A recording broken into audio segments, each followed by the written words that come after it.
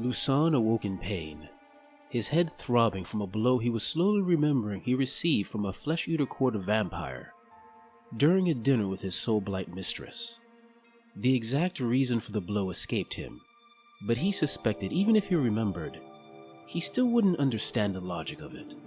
His last memory before unconsciousness took him being his mistress looking away in disgust and leaving him to his fate. With his consciousness returning, he saw he was in a small cell with walls of dirt-smeared stone and a thick metal door that he knew even his vampire strength would not be able to bend. As Lucan contemplated his next move, he heard a low and gravelly voice beyond the heavy metal door. "That was quite the blow, young one. A part of me wondered if you would survive," the voice spoke. "So what is my fate? Am I to be killed and set upon your royal table as the next meal, flesh-eater? You will find feasting on me costly," Lucan threatened meekly. "No, young one, they won't kill you. Your flesh is edible, but not ideal. So their particular flavor of madness will convince them you are simply a foreign dignitary who needed a time out. They may still kill you, but there is a chance you could survive." "There are flavors of madness?" Lucan questioned, incredulity in his voice. "I was not aware that was the case. Can I choose a mild one? I am very sensitive to bitters." Either missing Lucan's humor, or choosing to ignore it, the old voice replied to his query. "There are in fact flavors of madness, young one, especially when it comes to the grand courts. Let me tell you a few of them, since it looks like you aren't going anywhere for a while. Now you know the madness that grips those ghouls of the flesh-eater courts, correct? They don't see themselves as flesh-eating monsters. Instead, they see themselves as the idealized versions of what their people once were. You see, the flesh-eater curse is different from your soul-blight curse. For you, your lady liked something about you and infected you. It's very personal. The flesh-eater curse is less of an individual curse, and more of a cultural curse. When a ghoul king comes upon the remnants of a broken civilization, its people fallen so far from their heights, and forced to do the unthinkable and eat the bodies of the slain, he or she does not see the monsters or savages their madness usually conjures, but victims. Victims who need to be brought into the fold and perhaps regain the dignity they once had. The broken people, whose minds are open to the curse due to their sorry state and cannibalism, see the Ghoul King not as a beast, but as a savior, coming to raise them from the dark. These people join the Ghoul King's grand court and feast upon his or her table.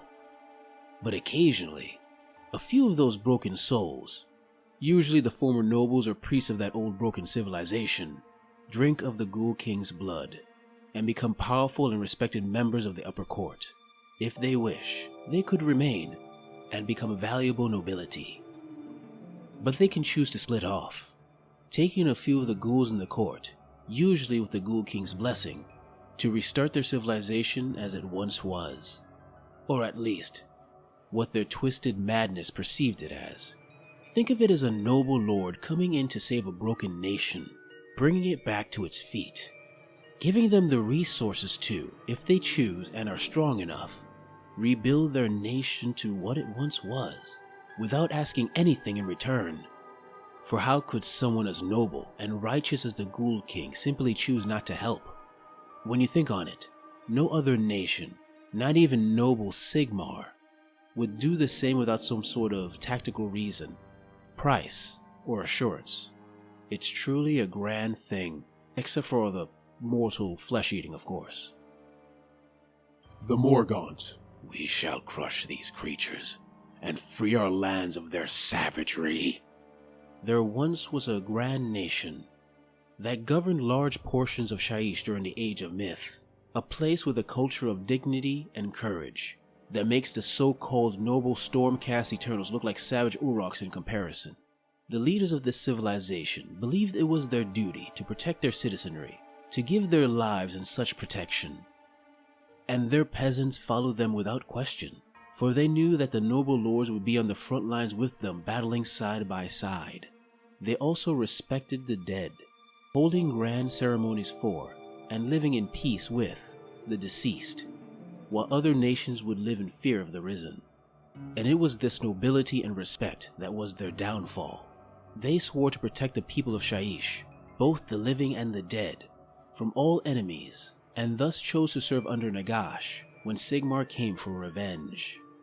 For this was the time when Nagash, during the end of the Age of Myth, chose to retreat his forces from the ongoing conflict against Chaos. And Sigmar, God King as he was, did not appreciate Nagash's apparent cowardice. I have no way to be sure, but I believe this noble civilization could have been convinced to either aid Sigmar, or at least stay out of his way. But I suspect Sigmar wasn't inclined to seek a peaceful solution. For all of Sigmar's attempts to be seen as a caring and fair god to others, he doesn't take betrayal very well, and probably didn't stay his hand on those who got in his way, or just happened to be in the wrong place at the wrong time. As valiantly as they tried, the warriors of this mighty nation could not defend against the God King and were broken. The nation and its people shattered into squabbling, hungry tribes, perfect seed ground for a passing flesh-eater court king. Now they are the Morgaunt Grand Court. Their domain within Shaiish is land coated in ash and death, but all they see is the vibrant, lush forest that it once was. Forest they are duty-bound to protect, from the savage marauders who keep creating brutal outposts that strangely look like innocent villages and towns. And like the humans they once were, they have a savage chivalry about them that will make them defend their fellow ghouls with all of their might. And their minions have a bloody loyalty to them as well, for all they see is the noble lords they are proud to serve. The Hollow Morn. Emperor, we have collected every relic and removed every threat. Long ago, an ancient and vast empire existed, mostly in Shaman, but spread through realm gates across the mortal realms, ruled near its end by a powerful emperor who crafted or garnered powerful artifacts in his time. Artifacts he chose to, as legends go, hide in various points across the realms to prevent them from falling to the wrong hands. When Chaos came, he charged his strongest warriors to go out and secure them, either to hide them from Chaos, or perhaps use them. Those warriors and their retainers headed off, hoping to travel to those far-off lands those relics resided in. However, they were constantly hounded by Chaos, and their provisions quickly ran out. Knowing they had a duty, those warriors chose to eat their retainers, for surely those retainers would sacrifice themselves to ensure the mission continued. And when the well of hopefully willing retainers dried up, they were forced to eat their horses. They ate their retainers before they ate their horses? When it came to performing their duty, I can only assume the horses seems more vital. Either way, with retainers and horses gone, the knights knew they couldn't complete their mission, and madness finally took them. Madness enough to be infected with the Flesh-Eater Curse. After the touch of the Flesh-Eater Curse, their forms, already large by human standards, became towering, massive ghouls that crashed into the enemy with a shattering charge. The curse has also reignited their quest, making them ravenous crusaders, eternally seeking those relics once again.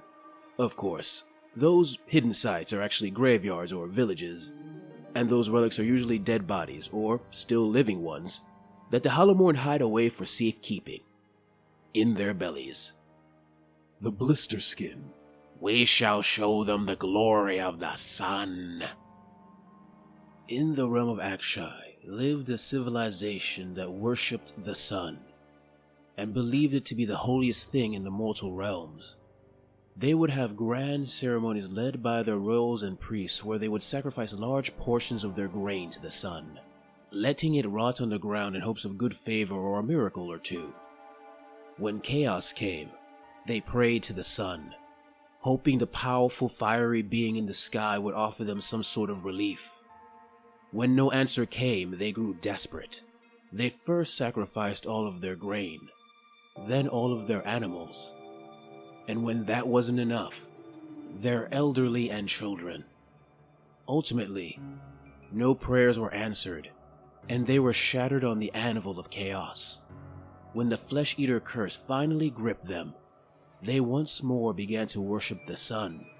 Although the worship became a bit more extreme, they choose to hunt across the vast deserts of Akshai, to feel the hot touch of their god across their skin, willingly burning their skin as a tribute. The most blessed of them, in their opinion, are those ghouls gifted with the power of flight, for they can practically touch their god and become lords of the burning sky. The priests of this court see it as their duty to spread the message of their gods to the unbelievers, and they do so with terrifying speed. When they leave a region, they believe they're leaving behind a wealth of happy converts to their cause, when actually, all they leave behind is devastation and the dead. The Gristlegore. Thought, meditation, peace. Once, there was a place of unusual peace in the savage lands of Gur, a nation called the Tranquil Kingdoms.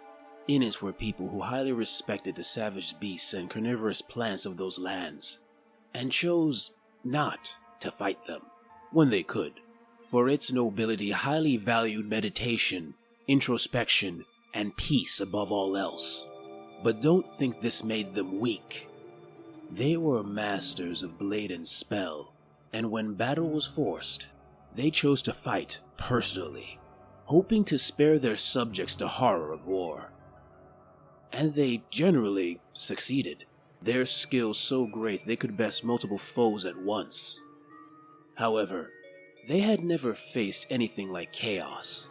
Try as they might, they could not save their people, and their subjects were almost all put to the sword, leaving those powerful nobles in barren cities they once ruled, with minds filled with panic, shame, and desperation. Under the flesh-eater curse, these warriors have become champions of ferocity, the most vicious of all the grand courts, savagely striking any foes before them like berserker warriors. At least, that's what their physical bodies are doing. I believe that in their minds, they still believe that they are meditating, debating, and trying to find a peaceful solution. Whether their madness convinces them there is no other way, or they simply don't even realize they are fighting, I am unsure. I believe there are a few more courts we can discuss. Let me just... I thank you, Lusan interrupted, but I must ask, you don't seem to be one of those mad monsters. Please, I don't have much, but if it will even require my very skin, I would ask you to let me leave this place. As I said before, young one, madness takes many forms, the voice said, before opening the metal slit in the upper center of the door. Through it, Lusan saw the face of a flesh-eater court vampire, with eyes missing the usual hint of madness common among his ilk. But how? Lusan said in shock. As I said, the ghoul answered, madness takes many forms. For me, it's seeing my former kin turn far from the noble lords and ladies they once were. I cannot free you, young one, but I promise you this. If they come for you, I will kill you first, and swiftly. I can give you that mercy at least. With that, the sad ghoul closed the metal slit, and Lusan knew that his time as a vampire may soon come to a short and brutal end. Hey guys, I hope you're staying safe in these pandemic-laden times we're currently in. And I hope you like this video on the Grand Courts of the Flesh-Eater Courts. If you like it, please like, subscribe, comment, press that little bell so you know whenever I'm going to do a video. When I'm going to do a video. And if you're inclined, and if you have a little extra cash on you, please give a little money to my Patreon and to my Ko-fi account to give you the money to do these stories I love, and admittedly, with the economy as it is, help me pay the bill a little bit. Anyway, thanks for listening / watching, and see you next time.